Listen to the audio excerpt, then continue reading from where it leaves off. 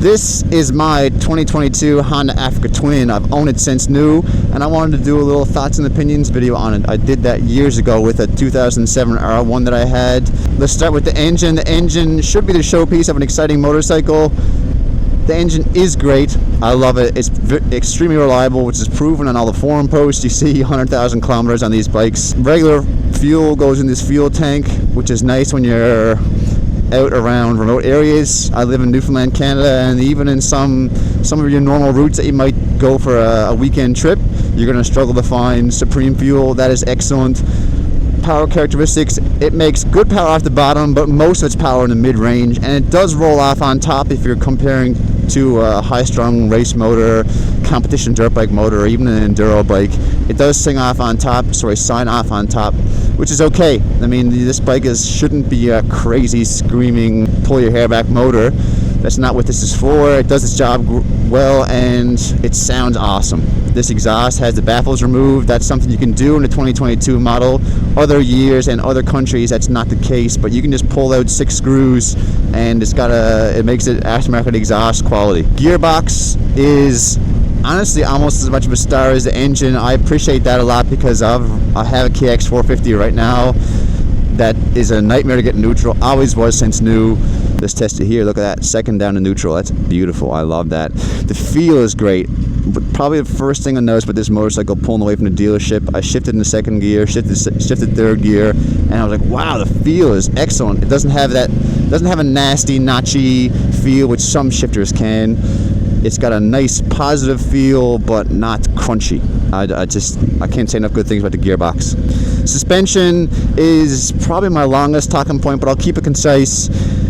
I did upgrade suspension. I put springs in the front, heavyweight springs, heavyweight fluid, and I did a rear spring too. I believe it was a Touratech kit. The suspension is underdamped from the factory. For me, coming from a motocross, enduro, and a sport bike background, of course it's going to be underdamped compared to all of those. I think I had realistic expectations, and it was still below them. So take that for what you will. With these modifications, I think it's now perfect for the street. It reduced some of that dive on braking. I ride this bike 2-up a lot, so it reduced dive with a passenger on the back, which is great. I'm only 180 pounds of gear on, maybe 190 max. I've only got soft luggage on this bike, so it kind of puts it in the context of, if you're going to really load this down, put a passenger on it, and maybe you're a heavier rider yourself, that spring weight might not be there for you. Just something to think about. People online, it depends on which side you come from, right? If you come from a street side and you're testing out an adventure bike, you're going to be like, wow, it's got so much travel, it's got compliance, it soaks up bumps, and it does. If you come from the dirt side, you're probably going to be more in my mentality of, it could be a little more there. In summary, would be perfect with the fork mods that I have, springs and fluid in the front, and a full shock replacement in the back, because I don't think you can get around that. Technology, I'll talk about quickly. It's a big point of these big CC adventure bikes, because people buy them for that reason, for the technology. CarPlay is awesome. I wish you could keep CarPlay going with the headset off. That's very annoying. I don't know if that's a Honda issue or if it's just a regulation issue, but you must have a headset connected and your phone connected to have CarPlay working. You can get a wireless adapter, but you can't get around the headset. An adventure bike, the GPS navigation is important, so to not have that without a headset connected, which you might not always want to have to do, or your headset might die, that's a bummer for me. Traction control is perfect. Turn on level 1, it's very unintrusive. I can slide the bike around on gravel roads, and it doesn't kick me out too much. Level 7, you can pretty much hold it wide open on wet grass, and it will, of course, it'll slip and slide if you're not in a straight line, but it'll hold the RPM and let it build. It's pretty impressive. It's not a hero mode. You still need to pay attention as a rider. ABS works great, and you can turn off the rear ABS quite easily. But if you are riding off-road and you're a competent rider and you're pushing it and you've got both wheels coming off the ground at some point, and then you're landing, you're back on your brakes quickly, maybe there's a corner incoming, it'll fool the ABS quite often. It's very unsettling as a rider because then it feels like you have no brakes. Your levers are buzzing in your finger, the bike is not stopping, but you got a lot more braking performance left. The bike just won't give it to you. So if you're a hardcore off-road rider, I would plan to disable the ABS at times. I would pull a fuse, I would wire up a switch that disables it. Wheelie control, the 2022 has a recall for that. I did not do the recall. I don't really want my wheelie control to be super intrusive, because as it sits right now, the wheelie control does almost nothing.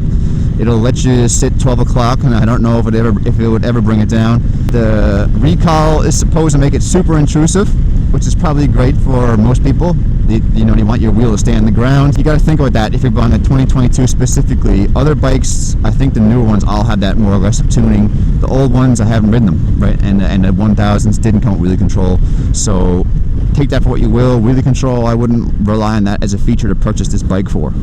Next, I'll mention the ergonomic. These ergonomics feel like home to me. That's one of the reasons why I wanted an adventure bike, but that's a big plus for me to be able to stand. I can stand on this bike for an hour at a time. I do that often. I'll be out on a nice riverside trail, standing the whole time, and my ergonomics are great. I'm a little bit over 6 foot, so standing on some of these bikes can be a little bit cramped. The seat does have 2 positions. I always have it in the high position.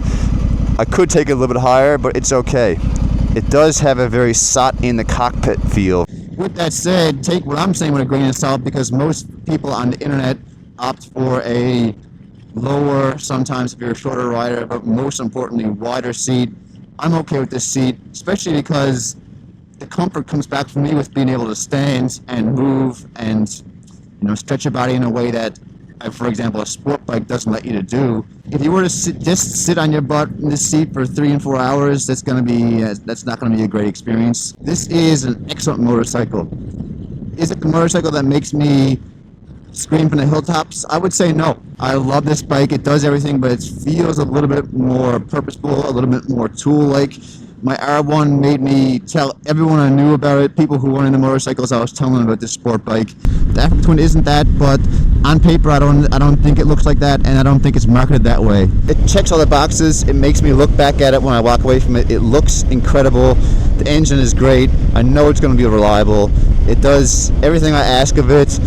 Doesn't really have a whole lot more on the table, but it doesn't need to. This is an adventure bike. It's a great pairing for an enduro bike. Those are my thoughts. Thank you for watching. This is a little gear test for me, and hopefully some help if you're in the market for this. I'll talk to you next time. Bye.